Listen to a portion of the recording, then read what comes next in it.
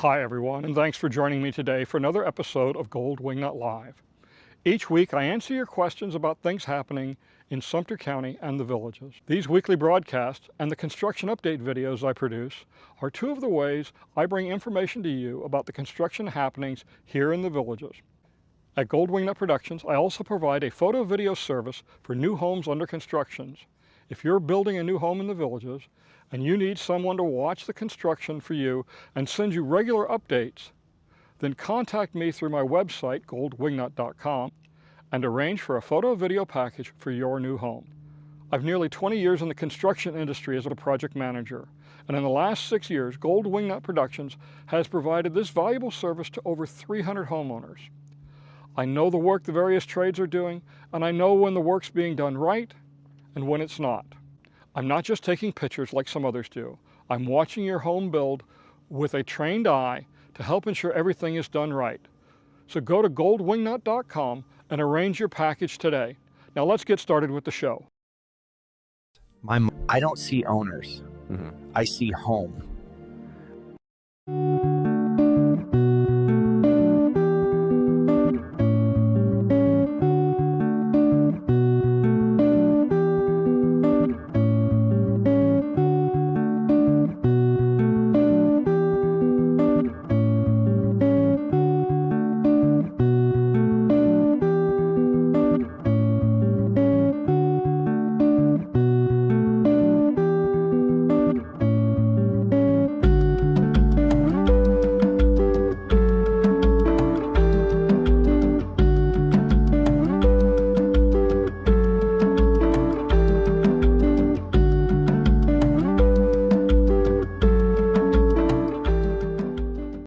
It's so unfair you made me wear the devil costume while you get to be the angel.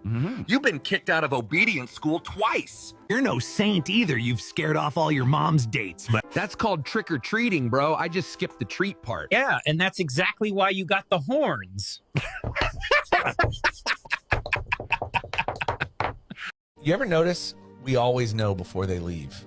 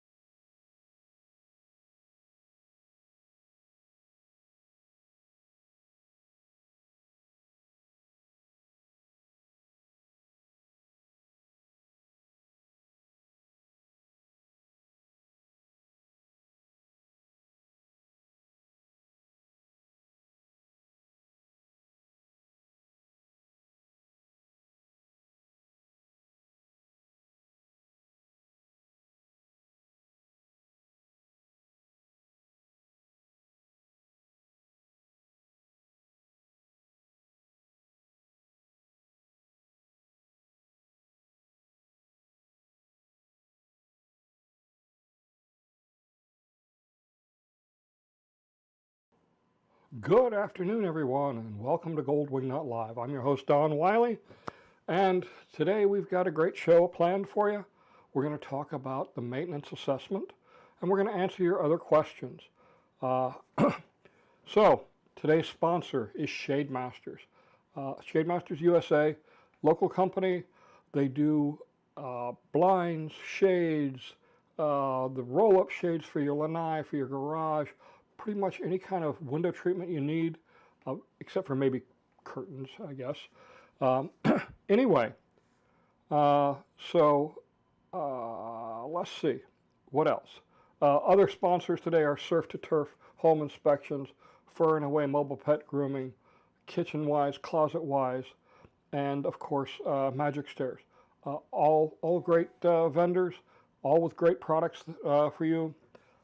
I've checked them out all personally, used almost all of them. I highly recommend them. So let's start out with today's, it's been a morning and a half. Today's new video, number 161. Yes, there was a spelling error on that. That's what happens when you edit video at 1 o'clock in the morning after doing it all day.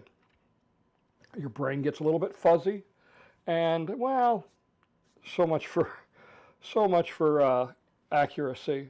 The word autumn was spelled incorrectly. I what can I say?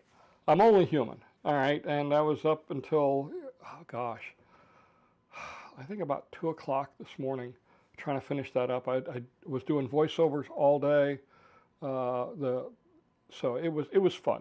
But anyway, the video was a little bit long. I apologize for that. There's just so much going on out there. Let's see. What else do we have going on? Well, let's see what your comments are before we get started. John says, looking forward to the show. The update video from earlier was great. Thank you very much. Patty says, hi, Dawn and everyone. Craig the Sailor says, hi.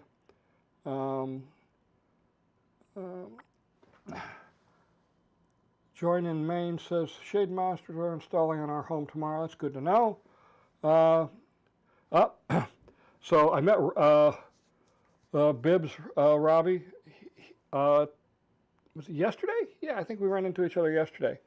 And he had a question about some water coming up through the road in his yard. I happened to run into him, so we went over and took a look at it.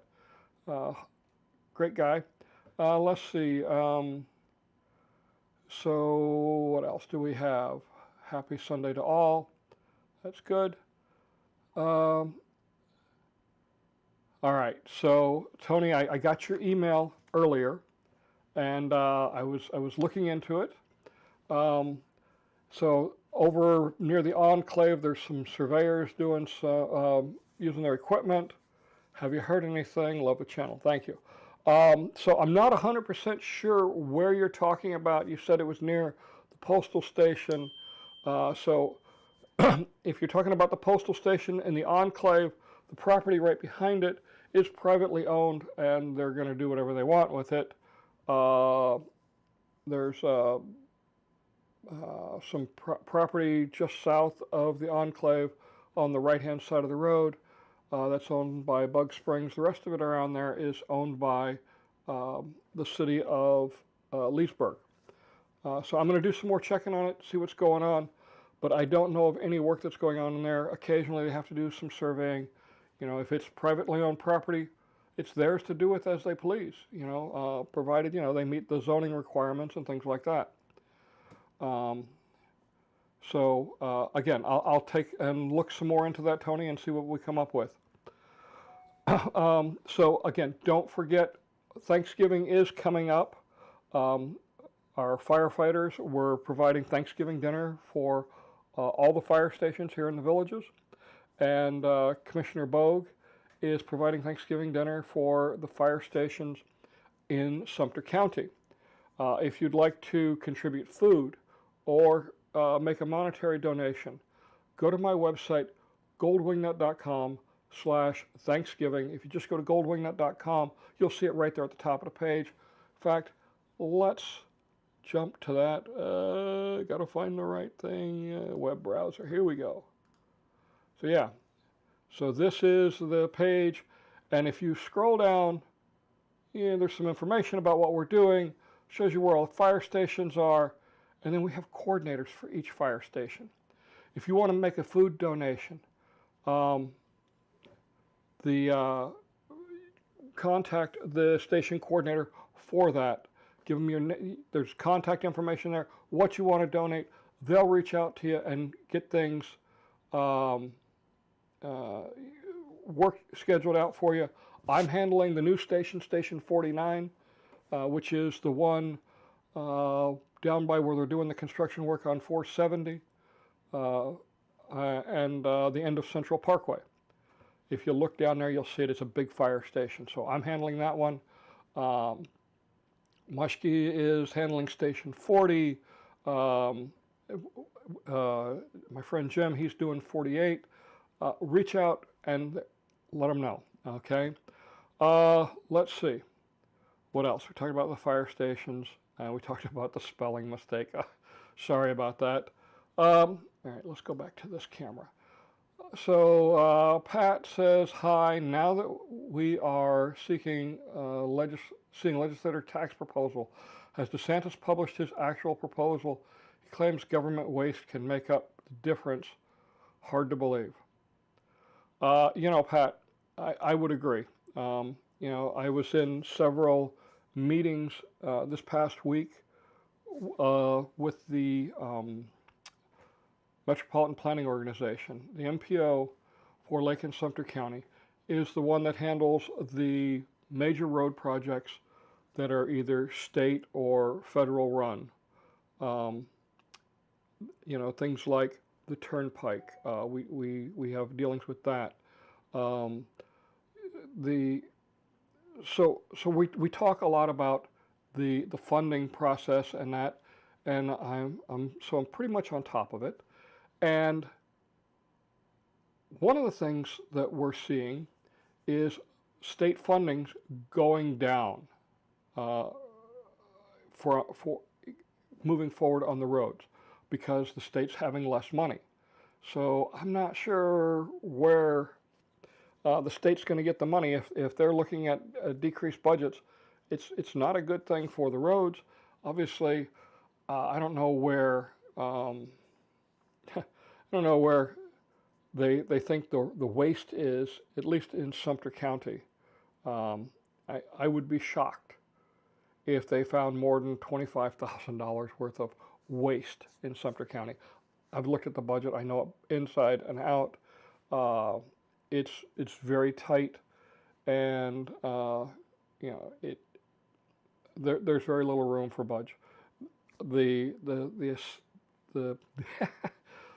There was 6 or 7 possible proposals that came out. I've been reviewing them, and amazingly, DeSantis said that they're basically junk, and they're playing political games with this stuff. So on the plus side, the Senate has proven itself to be much more conservative on many things. They don't jump too quick on many items. So they still have to approve any kind of constitutional amendments for the state constitution as well as the House. So it may not make it past the Senate. So who knows? I am deeply concerned about these proposals to get rid of property taxes, because there's no proposals to get rid of the state mandates that require most of the property taxes. So I don't know where the money's going to come from. Anyway, let's see. Eb says, our homes in the west of the villages outdoor and east of Middleton. Our homes going in, hang on, west of villages outdoor. Okay, now I know what you're talking about. So I covered that in the video I put out, 161 today. Those are townhouses going in there, and east of those are townhouses going in there.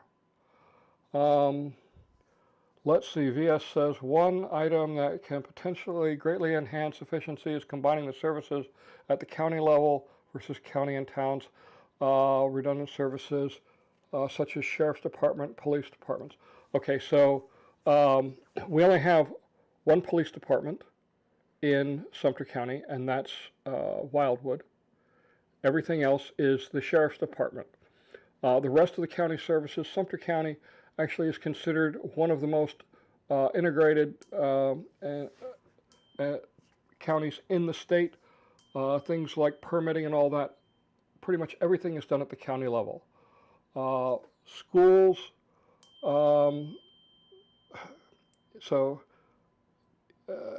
okay, so schools are a different budget altogether. The county commission and the cities have no say in that. Road departments, there's basically county road. The county handles most of the roads, with the exception of the city of Wildwood. This has been well documented in numerous jurisdictions across the country. Well, so across the country, yes, there are things that can be done. I will tell you in Sumter County, we have consolidated most of our services. So you know, it's going to be a challenge if they cut the taxes. Let's see. Across Florida, yeah, there are some areas for improvement, but we'll see. Okay. I think we've caught up on those. Wow, we've been at it 15 minutes. Let's jump into the topic of today's discussion, which, hang on, let me see if I can shrink this down because, oh,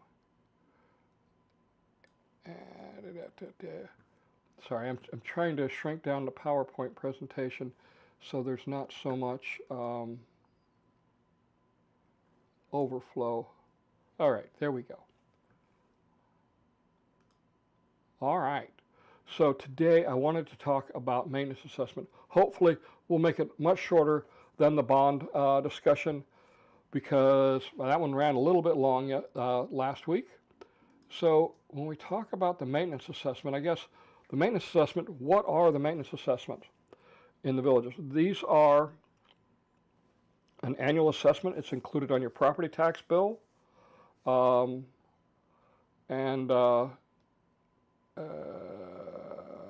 I'm sorry. I see stuff coming on the screen and I'm getting distracted. Anyway, so the maintenance assessment, it shows up on your property tax bill in the non-ad valorem section of the bill. These take care of the maintenance inside each of our community development districts. So our community development districts are responsible for things like cutting the grass, some road maintenance depending on the CDD, the retention pond system, the stormwater systems, things like that. So that's what this money goes for. So, wow, all right. So why does the villages have a maintenance assessment? Again, because we have our CDDs, and our CDDs have certain maintenance responsibilities. The CDDs don't have enforcement responsibilities or authority under Florida Statute 190. That's things like permitting and police and stuff like that. So it's just general maintenance, taking care of the trees and the public areas and stuff like that. Utilities for the light poles and stuff like that. So again, what does it pay for? Stormwater management systems, the pumps that move water between the retention ponds, cutting the grass in the boulevards, the things like villa walls, the walls that or signage, things like, the sign for the village of Moultrie Creek and stuff like that. That's what's covered in the maintenance assessment. The maintenance assessment really isn't a very big number, between $4 and $7 million depending on the CDD. It doesn't pay for amenities. Okay, it doesn't pay for the rec centers. It doesn't pay for golf.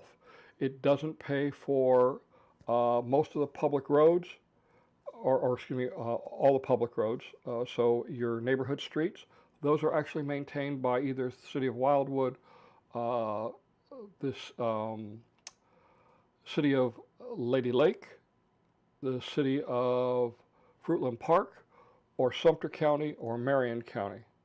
Nope, I'm sorry, not Marion County. CDD4 has a really big bag of worms because they're responsible for the streets, except for the main arterials. So all the residential streets they're paying for. So again, that's most of what it's paying for.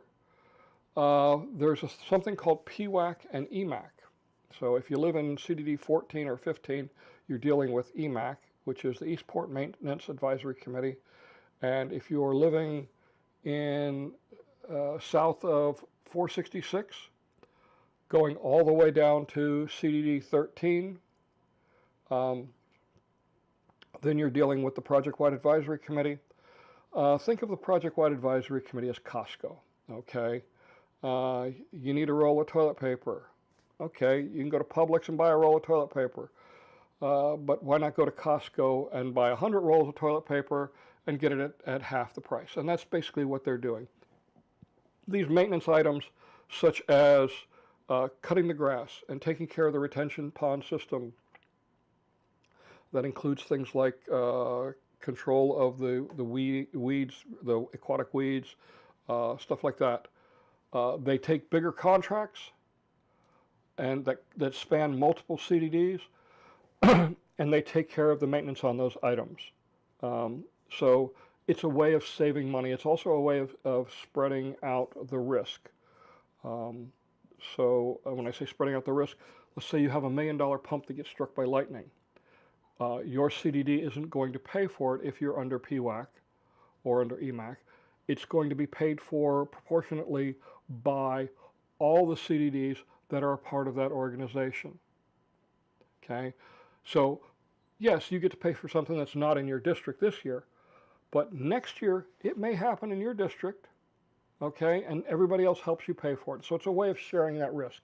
Now, if you're north of 466, not so good.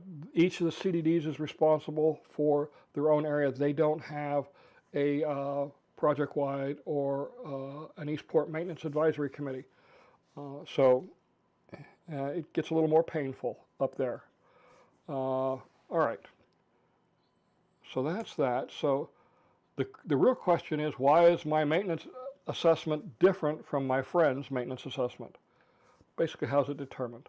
Well, if you remember last week, we talked about how we determined the bond. Okay, guess what? Same method. Now, we're going to talk about this method, but there is another method under Florida Statute 190 that could be used, and they could do an ad valorem tax, which means a tax based on a certain millage rate based on the value of your home. Okay, just like your county property tax. From a bookkeeping standpoint, this maintenance assessment, the way we do it here in the villages, is a much simpler process, and it's much easier to work with for everybody involved. So how is it done? So we take the total amount of the maintenance cost for the entire CDD.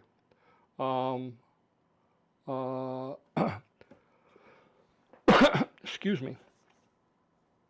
So, for example, in CDD 10, there is phase 1 and phase 2. In CDD 4, there's several phases.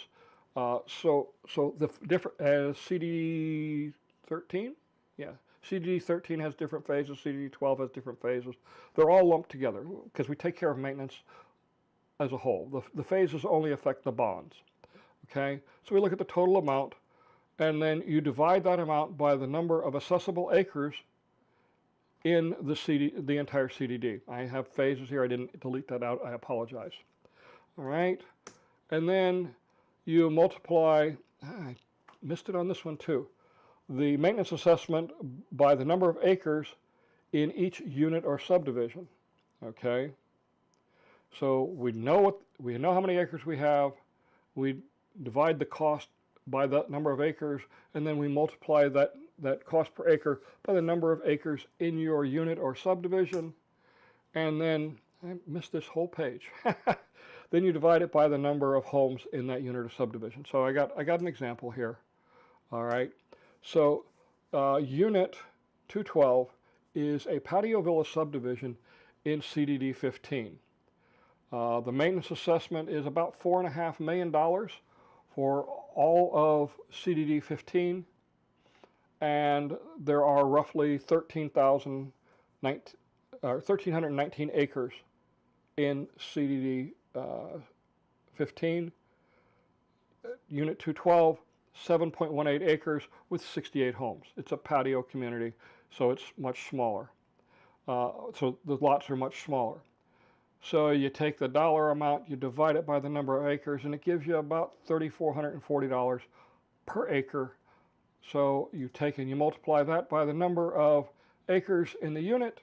In this case, 17.8 gives you about $24,700 dollars for the maintenance assessment for that particular subdivision, and you divide it by the number of houses, and it's $363.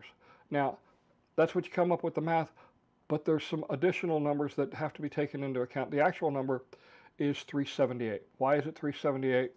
Well, under Florida statutes, they can't spend all of the assessment, okay? So you're only allowed to budget 95%. So if you have $1 million, you can only budget $950,000 of it. Yeah, $950,000, okay? So if you have to have $1 million worth of expenses, you got to take it into account, and your assessment has to be more. You also get a 4% discount if you pay your taxes early. Okay, so that 4% discount also applies to the maintenance assessment. So they've got to take that into account to make sure that they get the full amount that they need. And then the tax collector collects a 2% service fee. Okay, this is how the tax collector funds his budget for any outside agencies that he collects for. He gets 2%. Okay, so that's how it works out. So in this case, a small patio villa community, about $380. Okay, when we start looking at the bigger ones, so I looked at the list and I saw that Unit 196 is 19.4 acres. So it's a big section, and it has 84 homes. So only about 25% more homes, but it has 2.5 times the number of acreage. So the maintenance assessment there is $827 a year. And again, this is added to the ad valorem, the non-ad valorem section of your property tax bill. It's on the back side when you on your what do they call this? Your trim notice. It's on the back side. So yeah, right down here, you'll see maintenance assessment, and for which house is this? Okay, so this is for Debbie's house. Our maintenance assessment is $759.48 because we have big lots. All right. So that's how it comes out. Let's see. Let's take a quick look. We got a bunch of questions that coming in, and let's see. Wow. Let's see. The floodplain information. Now that's going to take 2 to 3 years. Unfortunately, FEMA is very slow. So I talked to our floodplain manager a couple of months ago, and she's as frustrated as everybody else because it takes so long.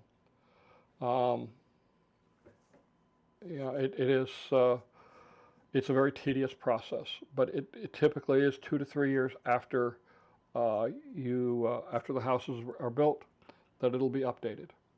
So just hang in there. GG Me Melful says, hi Dawn, have any of the new parts of Eastport been opened up for golf carts yet, or is it just in front of the sales office? Still just in front of the sales office. I drove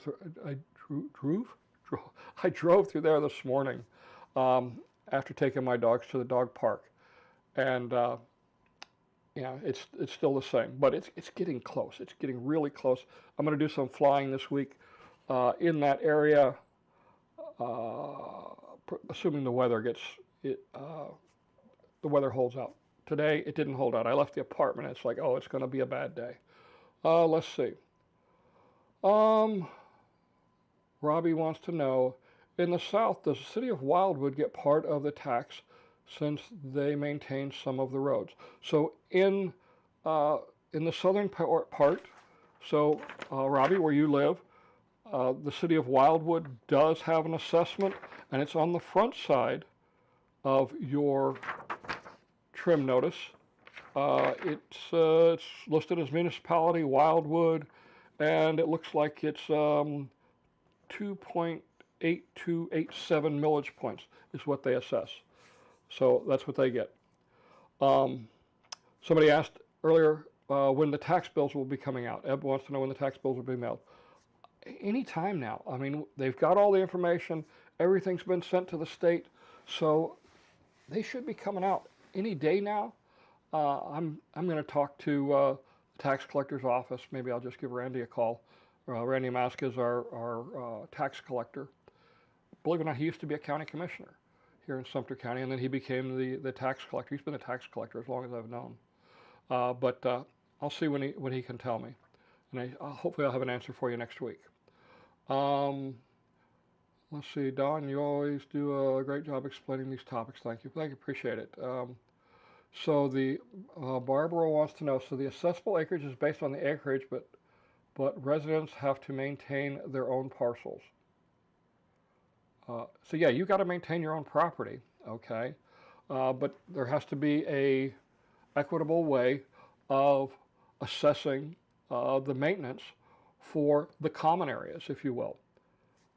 There you go. Don, is there a map or chart that shows the number of acres in each phase or unit? Jim, the best place to go is going to be the District.gov website and look at your CDD. And this morning I looked at the the final budget for this fiscal year, and it shows the number of accessible acreage, and it shows everybody's maintenance assessment for each different section. And it says, do you have to sleep at the apartment 5 or 7 days a week?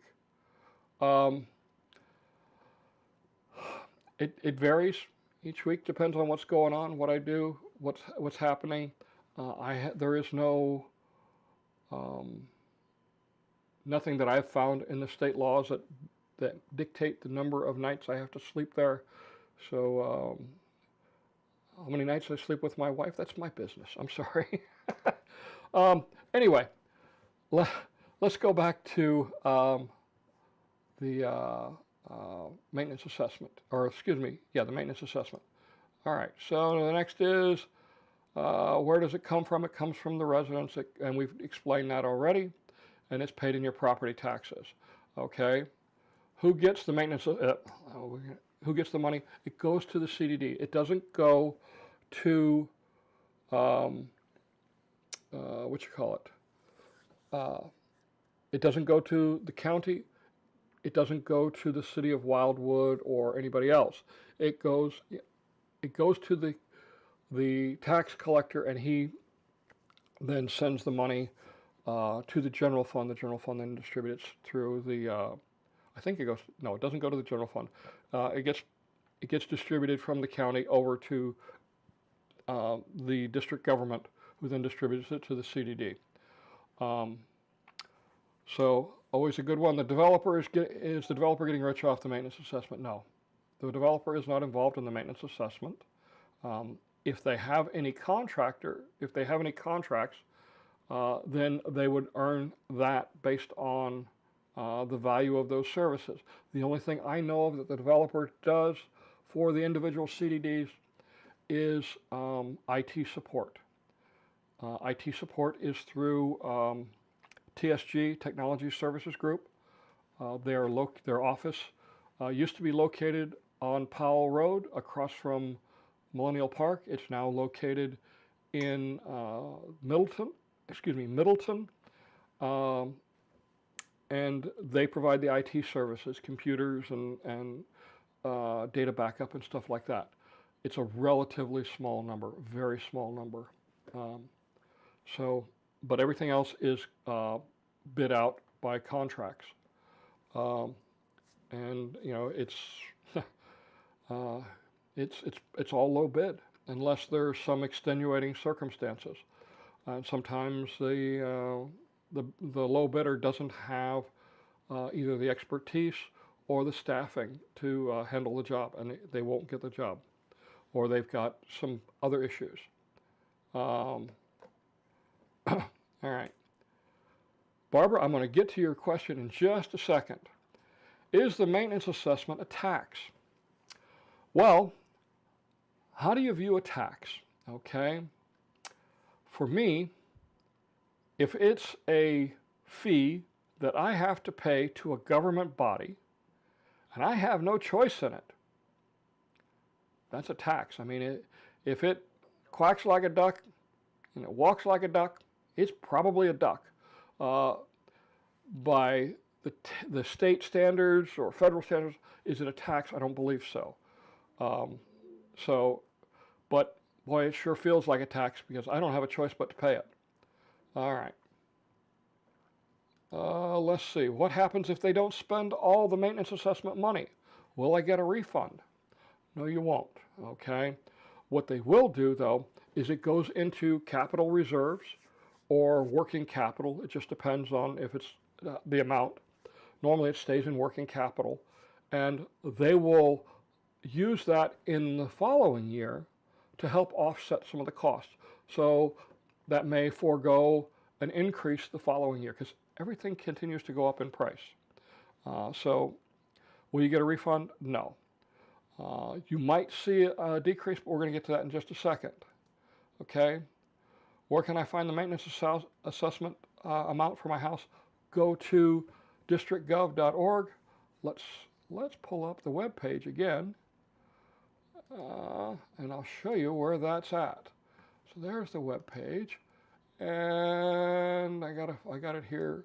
Okay, so villages, you go to your district, go to residential district. Let's take 15 because many of you live there.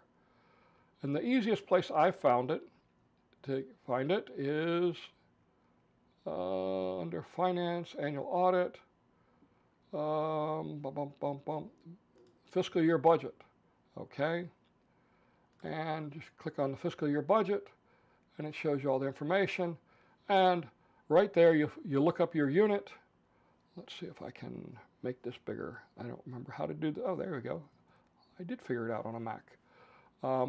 It shows you what it is, what it was last year, what it is this year, and it's showing basically a 5% change and the dollar amount, and it shows you by unit what it is. All right. Easy enough. Okay, I got to get back so I can see that. Let's see. Will it go up? As long as inflation is there, it's going to go up. Gas prices go up, costs go up, contract costs go up. Many of the contracts have, CPI adjustments in them. So all that's got to be taken into account. The CDD boards do a real good job trying to keep the number of increases to a minimum, but every couple of years you're going to see an increase. All right. Will it decrease? Yes, it can decrease, and it has in many cases. For example, CDD 9 has previously decreased their maintenance assessment. CDD 10, I think it was my second or third year when I was serving on the board, we decreased it by 6%. What determines if it decreases? If they don't need the money, then they don't make the assessment. Everything is looked at on a zero-based budgeting. They figure out how much they have to cover the projected expenses, and that's all they assess. Sometimes, like CDD 10 is putting some extra money away for road maintenance because they've got like 21 villa units that they're responsible for the roads, and in about 7 years, they're going to be hit with those costs. So they're saving up some money, about $200,000 a year. Jack Miller, he's the chairman, and the rest of the board members they do a great job. That's the board I used to be on. I'm still friends with all the supervisors, great people. And you know what? Not a single one of them is in the developer's pocket. How about that? So how much will it go up annually? Again, how much it'll go up or decrease annually, it's just going to depend on what the actual costs are. If there's some big expense coming up, they may, if they don't have it in reserves, they haven't planned for it, something happens, who knows? Then they're going to have to take that into account, and there may be an increase or decrease. But generally, it doesn't go up every year, generally, and it's normally anywhere between 5 and 8% is what I've seen over the last 10 years.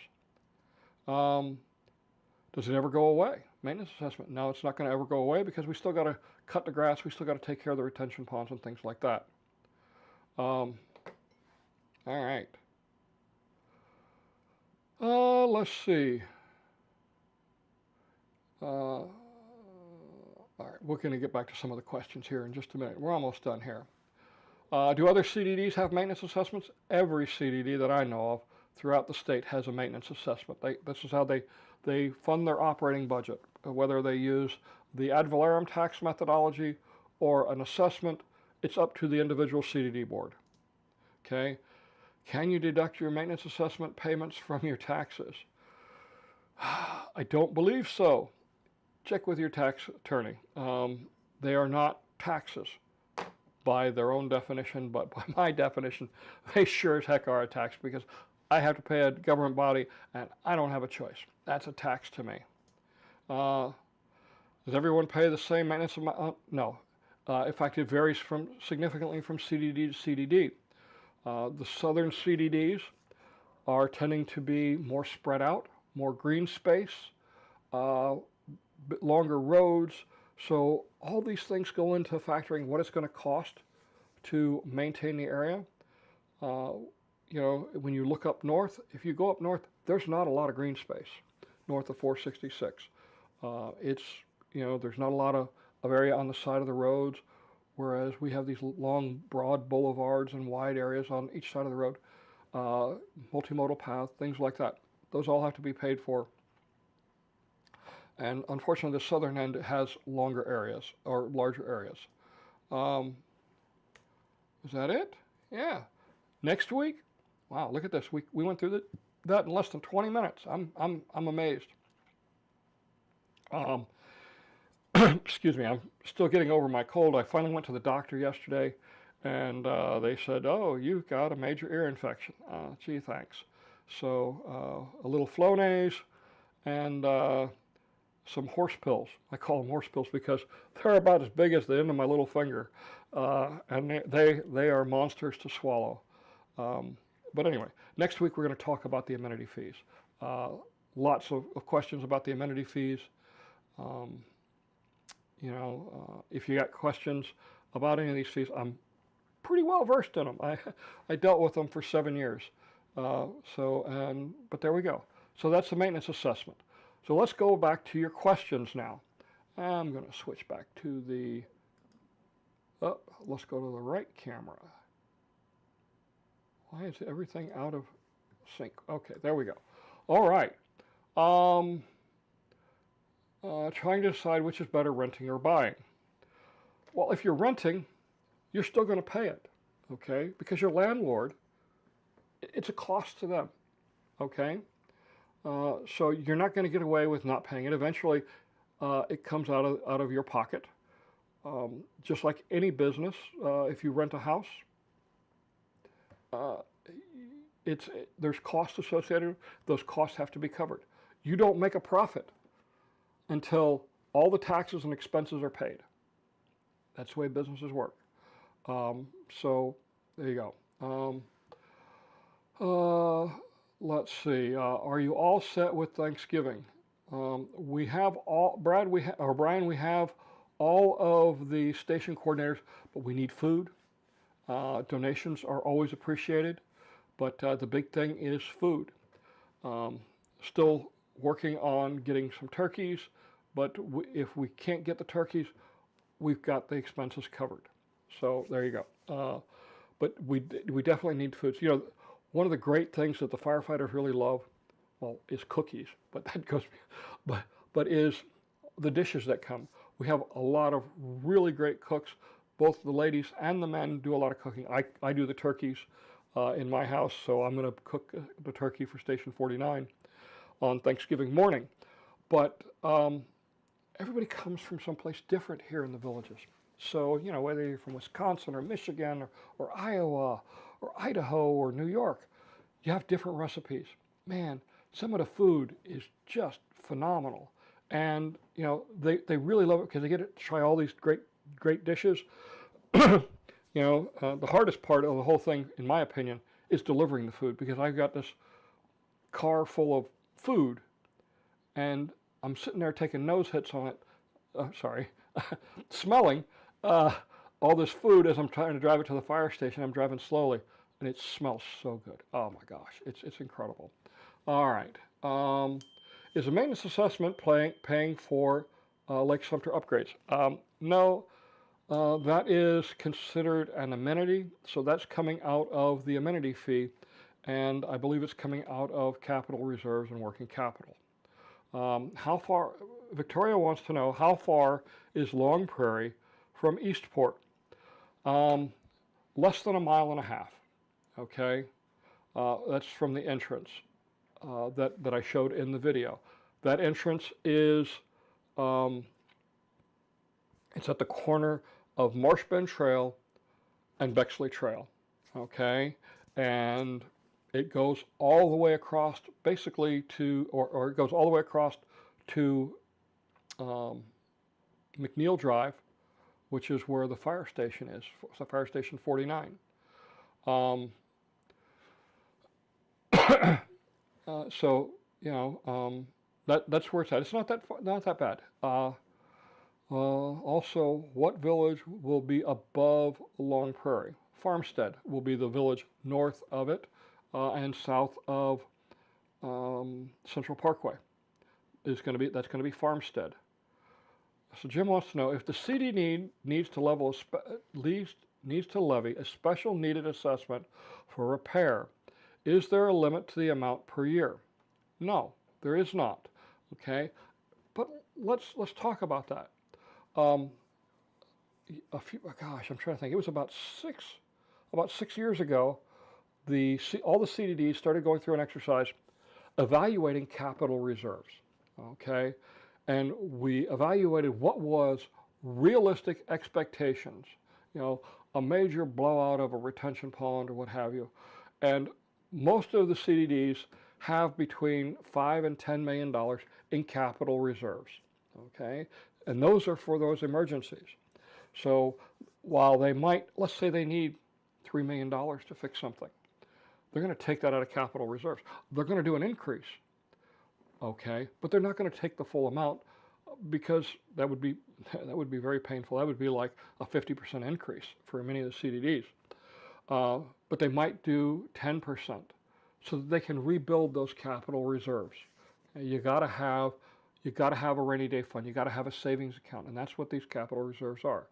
But there is no limit on how much they can go up. The biggest increase I have ever seen is up in CDD4. CDD4 is up in Marion County, and they are a special case. They have a bunch of extra stuff that nobody else has to take care of because of the relationship with Marion County. You know, again, they take care of all their own roads and things like that. So I think I saw like a 20 or 30% increase one year. It wasn't. They had a big sinkhole that cost them like $1.5 million. They had to cover. So it's a tough one.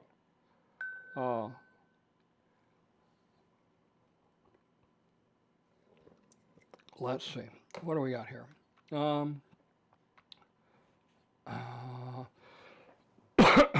Apologize. I'm still not clear in my head yet. Actually, I'm sitting here talking, and I can barely hear myself. So I have to figure out if I'm talking right by watching the little volume meter on the screen, you know, because the microphone's picking things up, but I can't tell how loud I'm talking today. All right, let's see. Brian Sullivan from CNBC. I don't know, no idea who he is. I don't watch CNBC. Anyway, hit the thumbs up for Dawn's informative videos. Yes, thank you, Carol. So appreciate the thumbs up on the screen, Join Main. But she's talking about on YouTube. Hit those thumbs up. That's part of the calculation that goes into how much I'm compensated for these broadcasts. I'll tell you, it's roughly $30 is what I get on a typical broadcast, and it just the payments from YouTube have really gone downhill.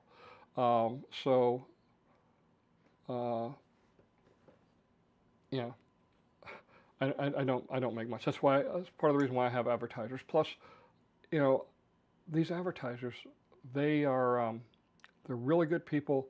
They really offer some good services. I mean, next week, Eric, Eric is going to come over from Far and Away to do Sully and Lily again. Tom over at Surf to Turf, he inspected my house, kitchen-wise and closet-wise. Again, they did my kitchen cabinets and my master bedroom closet. Did a great job. Debbie's happy. Happy wife, happy life. You know what I mean? All right. Steve wants to know, do the CDDs have any mutual aid agreements like some municipalities have? Yes, they do. South of 466. That's PWAC, the Project-Wide Advisory Committee, and EMAC, which is the Eastport Maintenance Advisory, or Eastport Advisory Committee, or Eastport Maintenance Advisory Committee. EMAC consists of, right now, Eastport CDD 14 and 15, and PWAC consists of CDDs 5 through 13, plus Sumter Landing, plus Brownwood. So, there you go. Let's see. Let's see, Barbara says, so much for the thing. The great info. We did a LV in August. I guess it's a lifestyle preview. And we'll rent in the villages this winter. We are 64 and 71, trying to decide if we want to buy and move there full time from Gardner, New York. So, I know a lot of people that are long-term renters. Some really good friends of mine, Ron and Marianne, they were long-term renters. They ended up moving earlier this summer. They were here for many years. It makes sense. When you look at something like the lofts in Brownwood, they first thought that was going to be, people coming in to rent and then eventually buy. Well, actually, it's turned out to be just the opposite. Many of the residents have decided that I don't want to cut the grass anymore. I don't want to take care of the maintenance on my house. I'll sell my house. I got a big nest egg then, and I can pay rent for the rest of my life and still come out ahead. It's a good plan. So, you just have to be aware that you are going to be paying rent. Just depends on how long you're going to live it out. It's not a bad idea to rent. Some people rent houses. Some people rent in the lofts. Go for it. I have nothing wrong with renters, long-term renters. I think they're great people. I've had many friends that are long-term renters. Let's see. Wattstopper says, Wattstopper. So that's an interesting name. Must have been an electrician. Long Prairie is about a 10-minute golf cart ride to Eastport. Okay, yep. Sounds about right. What about your real thoughts on the outrageous lot prices on Central Lake? Wow! So I put out a 5-minute short the other day. I stopped my voiceovers on 161. When I got that information, I was, where was I at? Oh yeah, I got that information when I was driving down to Orlando for Metropolitan Planning Association council meeting, and I was shocked when I saw it. I actually pulled over in Okahumpka Service Plaza to look at this document that was sent to me. I was like, what the heck? $469,000. I have never seen them that high. Now, I haven't always been looking. I've only really been looking seriously for about the last 7 years. But wow! Now, there are big lots. They're very deep. I mean, one of them is 161 feet deep. That's a big, big lot. Nice water view. Not my cup of tea. I think it was, they're a bit expensive. They had like 21 golf course lots that were between $99,000 and $199,000. That's much more reasonable. But hey, you know what? If the market bears it, then so be it. I say go for it. Um, you know, uh, it's their business model. If it doesn't sell, they'll reduce the price. I don't think they've ever. I don't think they've ever dropped the lot prices. I saw some in the $300,000 range, up around Marsh Bend, up around Edna's when they first came out. But again, everything else has normally been 250 or less. Anyway, let's see. Victoria, thank you very much. I appreciate the donation. She wants to know, how big will Farmstead Village be? Will they start in about a year to start building? It's an interesting question. I'm still looking for numbers on what you call it, Long Prairie, to see how big it is. But I would say probably by summer, they'll probably be looking at Farmstead and bringing that online. Once they start rolling on an area, it moves fast. But I don't expect Long Prairie to happen until after the New Year. So, yeah, there you go. Let's see what else we got here. Carol's very generous. Yep, I agree. Thank you very much, Victoria. Let's see. Many folks rent until they find out what area of the villages works for them. And you're right. A lot of people do that, Craig. How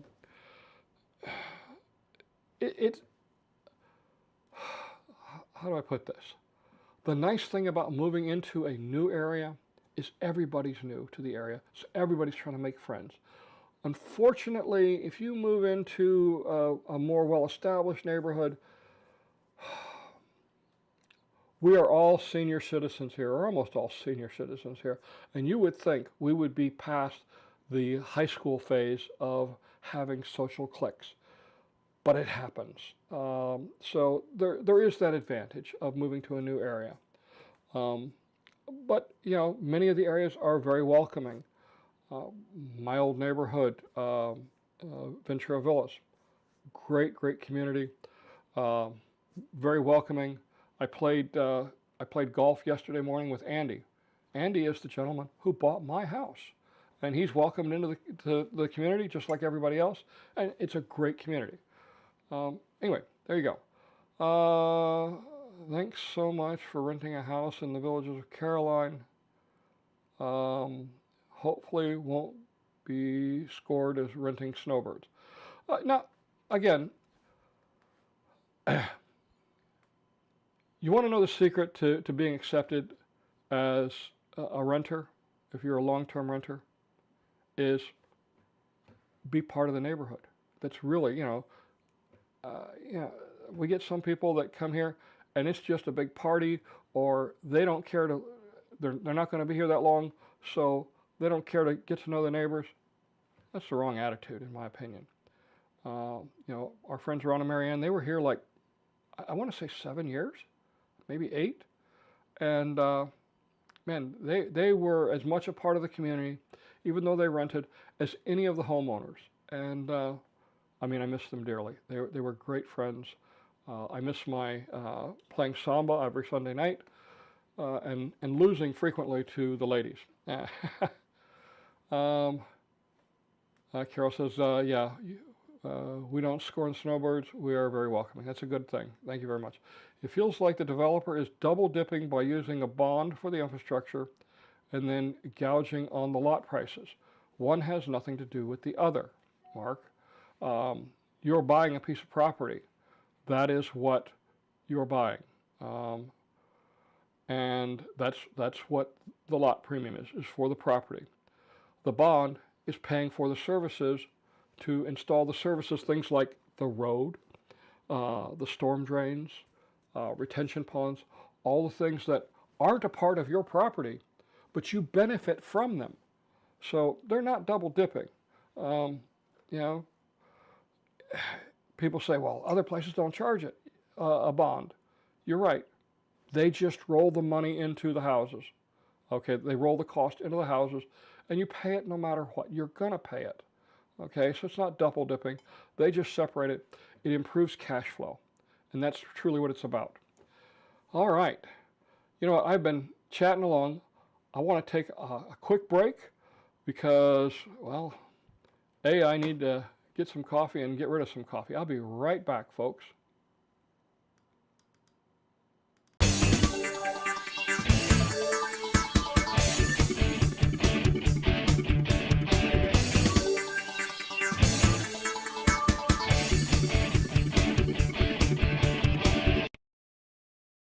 Thanks for sticking with today's broadcast of Gold Wingnut Live. Pardon me for just a minute while I go grab a fresh cup of coffee and stretch my legs and back. While you're waiting, let me ask you a quick question. Are you building a new home in the Villages and need someone with a trained eye to watch the construction for you and send you regular updates? Then contact me through my website, Wingnut.com, and arrange for a photo-video package of your new home. I've nearly 20 years experience as a construction project manager, and I've been offering this valuable service to residents for over 6 years. I know the work the various trades are doing, and I know when the work is being done right and when it's not. Fortunately, serious issues are rare, but even the most minor issues are better caught during construction than during closing. I'm not just taking pictures of your home like others do. I'm watching your home being built with a trained eye to ensure everything is done right. So go to goldwingnut.com and arrange for your package today. Now let's get back to the broadcast. Dude, I saw my life flash before my eyes on my walk last night. Why, you see a chihuahua again? Worse, there were dog skeletons on someone's lawn, moving ones. I jumped 3 feet back, man. Yeah, real festive, discovering our skeleton doppelgangers.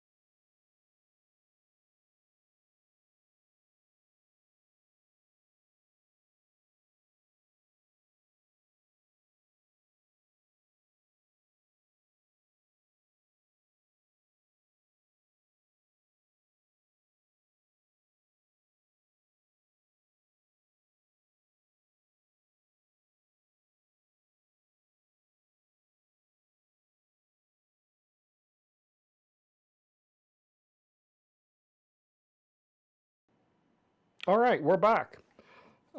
Thank you, appreciate the break. And so one of the comments was I missed Park Roaming Robbie's question, and that was about Gibson Utilities just recently sent out an application of amendment for the Certificate of Authorization, deleting or adding sections. Do you have any idea what this is? No, I don't. I'd have to look into that. I'm assuming it just means that they're adding more areas, probably, I don't know, CDD 16, CDD 17. Yes, there's going to be a CDD 17. So, you know, they're going to be the utility authority. So, but I can look into that. It's something I hadn't seen. So, on the break, I picked up my phone, and I had a text message from Tom from Surf to Turf Inspections. Folks, if you should get an inspection during that first week, okay, after you close. But you got to give these inspectors some time to get you on the schedule because they're all very busy. So if you know you're closing, let's say next week, you need to call now and arrange for an inspection. Don't do it, 3 days after you're closed and try and get an inspection to get it done within the first week. It's not going to happen. So I owe Tom a response, but I want to emphasize that these new home inspections are real important because there are some things that they're not going to cover under warranty if it's not identified in the first week. Prime example, scuffs in the flooring, damage to the cabinets, okay, stuff like that. They're going to say, hey, that's normal wear and tear, and it's not going to be covered. So that's where this initial inspection is so important. And the same thing with the 1 year inspection. Call it 10 and a half, 11 months, and schedule them to get somebody out there to inspect your house. I did my initial inspection myself, and I sold myself short. I was not nearly as good as I thought I was, and not nearly as good as Tom. But I also didn't climb up on the roof. I didn't scurry through the attic like he did. He was all over the place, and he spent like 3 hours here. So I got a lot of superficial stuff. He found the good stuff, or the important stuff. All right, Mark says the bond built the lake. Yep, you're right. Barbara says, Carol, thanks very much. We love the Villages, and my brother-in-law lives there. Just don't know if we want to leave all our connections and church yet to buy there. And it's a very valid thing. All right, let's see. If anybody is curious, there has been 3 to 6 looking at those 400,000 lots all day and night for the past 3 days. They will all sell Monday by 9 a.m. I agree. I've been through that area 4 times since Friday, and there's always people there. It's like, wow. I mean, there are going to be some disappointed folks. They're probably going to have 20 people waiting for those lots. Let's see. No doubt, Sam, they will go fast. There's something for everyone. Yep. Carol says, Barbara, sounds like it would be better for you to rent until you're sure of what you want, to purchase here. I agree. Don't make a mistake. Renting is a good option, and there's a lot of good properties that can be had. Take a look at Rent from a Villager. They do both long and short-term rentals. They work for the owners in that they just provide a listing for them. They don't actually do the rentals themselves. Tom, let's see. Nina says no sound on either Shade Master ad. Interesting, because I checked that. Sorry about that. Interesting. All right. Sorry, you threw me off because I had sound issues before. Fortunately, it's all music. The important stuff is the contact information. The music is just nice entertainment. Nina says, Tom from Surf Surf was excellent. I suggest the folks call him as soon as they get their closing date. I would definitely agree. We definitely use your inspector once we move it there. Good. I hope, Tom, I hope you're watching. You're seeing these great comments. People love what you're doing. And, he's a good guy. He brought on a new guy, and I think he might be getting ready to bring on a second guy because business is good. And, you work hard, business grows. All right. What else do we have for questions? Man, where has the day gone? No complaints today about the commercials. So I had a, I don't want to call it nasty, but a rather upset individual because I called out the individual when he started complaining about the ads last week. And they were upset because, well, he has autism, apparently. And how am I supposed to know that by just these sharp remarks that I get? There's no way. You lead with that, hey, I have a condition that these bother me. I'm more than happy to address those kind of issues. But when, I do this as part of my business model. The bulk of my business, though, is the home photographs. But I got to cover my cost. I was bleeding money on my YouTube videos until I started taking on advertisers, just because it costs so much to do. I've been I've been working on this since about 9 o'clock this morning after I got to the house from the dog park. And it just takes a lot of time. Let's see. What else? But again, you know, the whole thing with my terse response concerning the ads. Again, you know, I don't work for free. Nobody should have to work for free. But I do this because I enjoy what I do. I just can't bleed money continuously. I try and make a good production. Good productions cost money to do. Little things like this little thing right here, the microphone. You know, this is the microphone set. This was $200. You know, something's got to pay for that. You know, the cameras, the computer equipment, all that. Anyway, so much for that. What else? So again, next week we're going to talk about the amenity fee. The amenity fee, you know, is, we've had so much controversy over the amenity fee. Some people say, well, there was a cap and they lied to me and all that. Yeah, okay, we're going to talk about all those particular issues because there's a lot of misinformation about the amenity fee. But bottom line, when you look at what you're getting for your, let's just say $200 a month, $201, whatever it might be, you're getting quite a bit, especially when you compare it to other communities. And, you know, it goes back to the old Costco model. It's volume buying. We're able to do more with less per individual because we have a bigger pot of money, because the community is so big. Let's see. Pluto Ludo says, if he has an autism issue that makes the ads difficult, then he should do exactly what he said he wanted to do. Watch the live show with the audio only. Easy. Fold down the laptop screen or dim the TV. I agree. You know. All right. What else do we have today? Anything else? I'm trying to think of some of the stuff that was in the news lately. I can't think of anything. Anybody else got anything? Otherwise, I think we're just gonna wrap it up. It's been an hour and 10 minutes, right?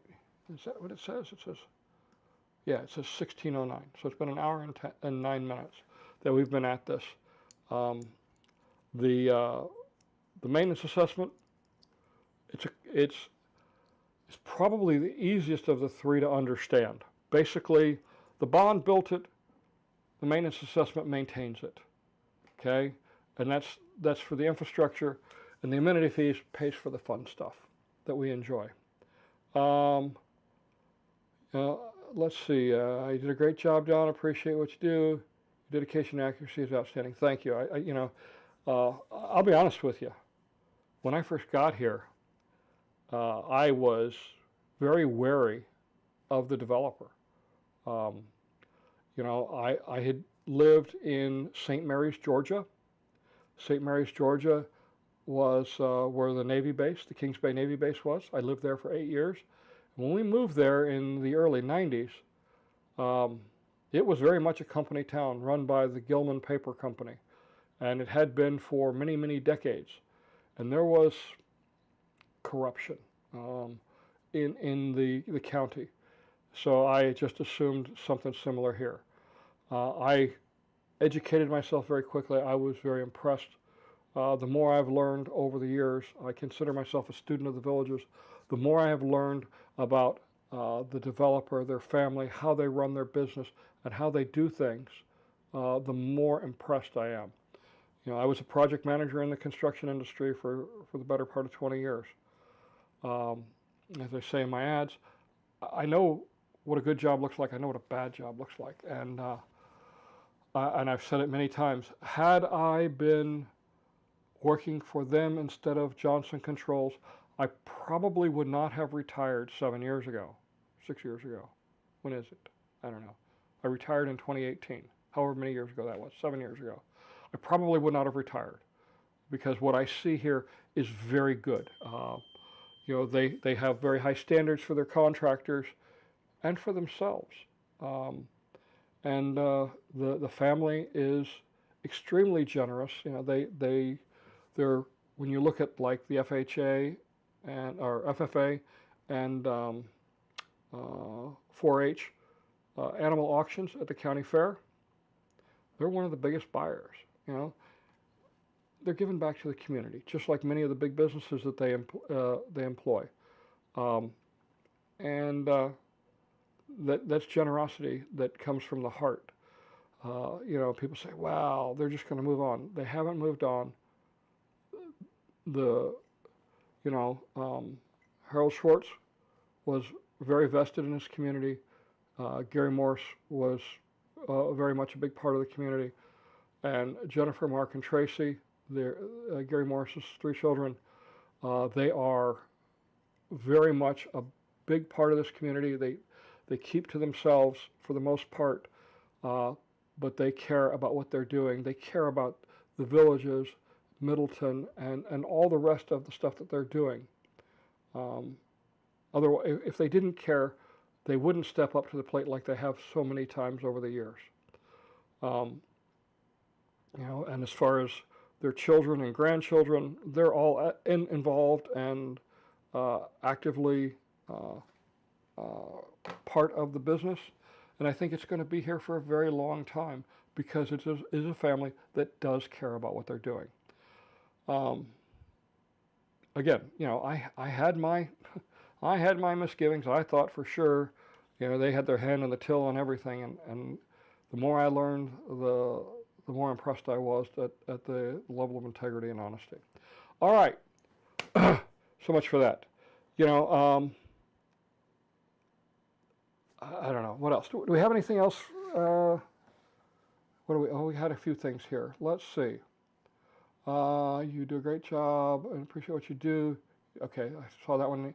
Any news on what grocery stores are coming to Eastport and Middleton? So Patty, coming to Middleton is, as I said in video 158, Publix. That became public knowledge in the newspaper this past week.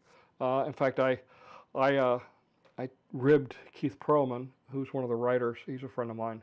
About it. I said, hey, you know, I put this out, you know, in video 158 back in July.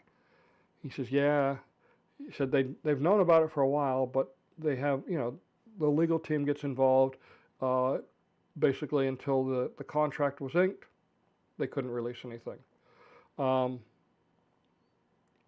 you know, as far as what's coming to Eastport, I've heard a short list. I'm not going to say what they are, just because my sources trusted me, but they are working it. You know, as soon as they come to a final agreement, I'm sure they will announce it because it is big news. It's a big part of what's coming. You know, the whole. I saw some comments about. This was on Facebook, about the fact that they've got Middleton and Eastport so close together. And there was some confusion as to why they would do that. Well, if you look at the lands and the geographies that they're working in right now, there's no other commercial properties around here. Sure, there's going to be a small strip mall just north of Fire Station 48. But that's probably 2 years down the road. But if you look at Central Parkway and that, they own the land, except for farther to the west, where there's blackjack clays, there's a couple of mines, there's a cement plant. Those aren't going to be commercial development. So they have to develop the commercial development themselves. And, you know, having 2 town squares, I mean, we're looking at probably close to 20 restaurants between Middleton and Eastport in the next, you know, 2 years. That's awesome. Absolutely awesome. You know, and they're working on other stuff. But, you know, it's just the geography. If you look at the northern sections, you got 466, you got 466A, you got 4427. Those were existing commercial areas that they were able to build up. And, you know, they provide a certain amount of support. All right. Let's see. So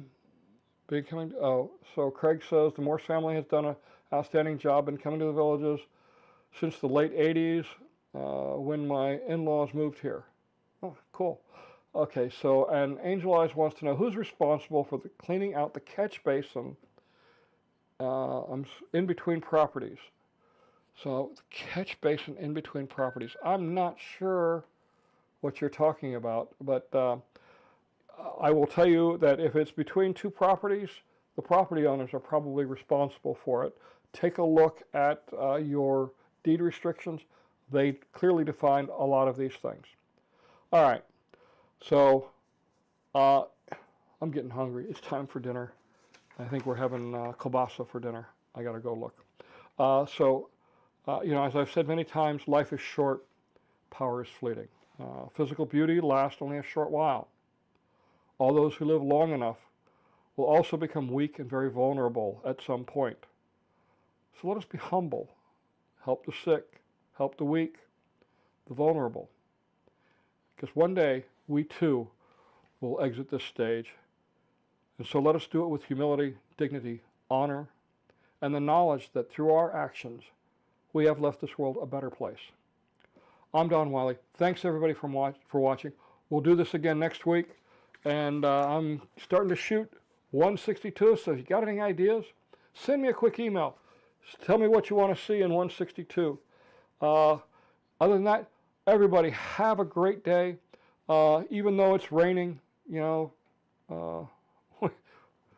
just deal with it. It is what it is.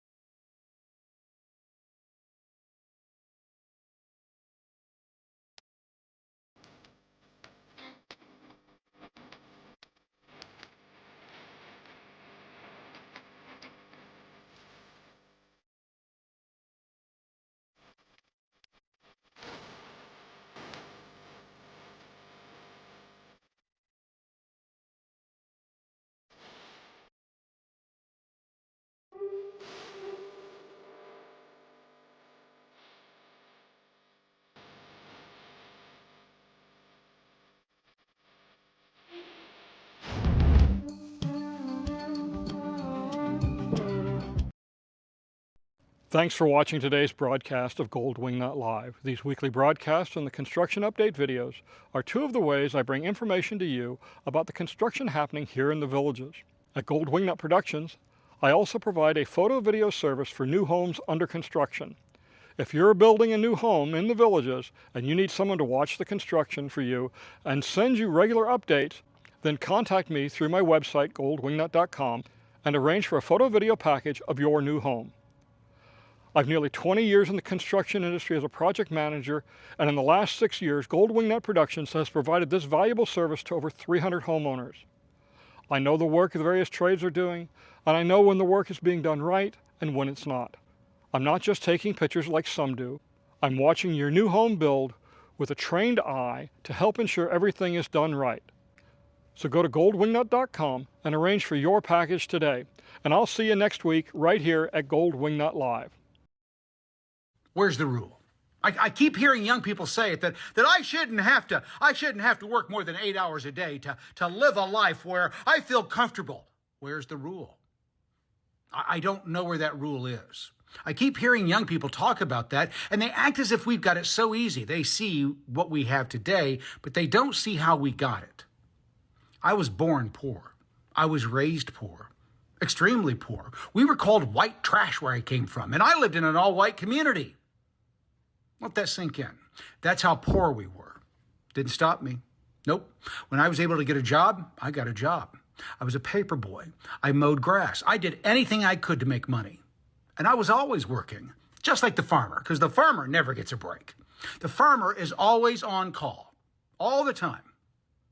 So when I got old enough to get 2 jobs, I got 2 jobs. And when I got married, that's when I really poured it on. I figured I could commit 5 years to working 2 full-time jobs, and that would get us ahead. It did. In fact, I worked 2 full-time jobs and a part-time job at a radio station on the weekends. I didn't complain, didn't moan, didn't groan, didn't want to go do it, but I did it. Why? Because I wanted to get ahead. No, you shouldn't have to work that hard. In a perfect world, you shouldn't have to, but it's not a perfect world. And there are no rules against it. You want to get ahead? Put the extra time in. Find a way to hustle something new. Get ahead of the other guy. And before you know it, it becomes habit. And you don't have to worry about it anymore. I'm 60 now and semi-retired. I don't have to worry about money the rest of my life. Because of that 5 years, I was telling my son the other day, I set myself up for the rest of my life. It's not my responsibility to set you up for the rest of your life. I've already done that for me. It's your responsibility to do it for you and yours.